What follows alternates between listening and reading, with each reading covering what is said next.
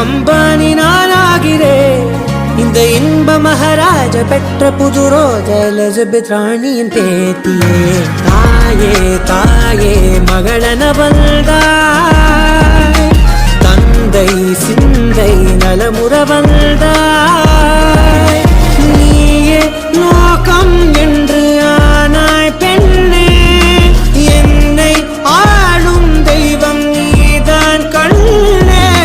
பெற்றது நானா இல்லை உன் மகனே நானம்மா. தாயே தாயே மகளன வந்தாய், தந்தை சிந்தை நலமுற வந்தாய்.